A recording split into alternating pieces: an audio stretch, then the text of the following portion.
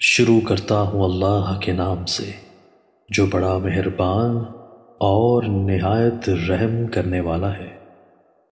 حضرت عبداللہ بن مسعود رضی اللہ تعالیٰ عنہ بیان کرتے ہیں، جب ہم نبی صلی اللہ علیہ وآلہ وسلم کے ساتھ نماز پڑھتے تو ہمیں کہتے اللہ پر اس کے بندوں کی طرف سے سلام ہو، جبرائیل علیہ السلام اور میکائیل علیہ السلام پر سلام ہو، فلاں پر سلام ہو۔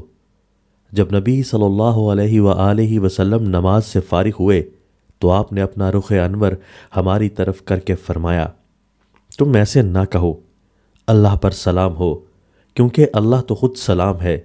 جب تم میں سے کوئی تشہد کے لیے نماز میں بیٹھے تو وہ یوں کہے، میری ساری قولی، بدنی اور مالی عبادات صرف اللہ کے لیے خاص ہیں۔ اے نبی، آپ پر اللہ کی رحمت، سلامتی اور برکتیں ہوں، اور ہم پر اور اللہ کے دوسرے نیک بندوں پہ بھی سلامتی ہو، کیونکہ جب وہ ایسے کہے گا تو یہ دعا زمین و آسمان کے ہر بندہ صالح کو پہنچ جائے گی۔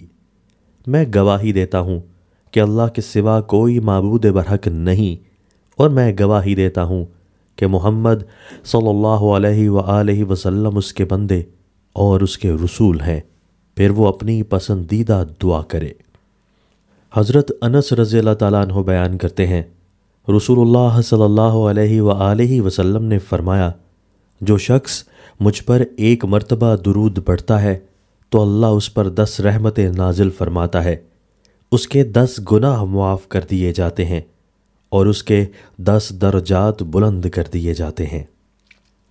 دوستو، اللہ تعالی ہمیں ان احادیث مبارکہ پر عمل کرنے اور اپنی زندگیوں کو سنوارنے کی توفیق عطا فرمائے۔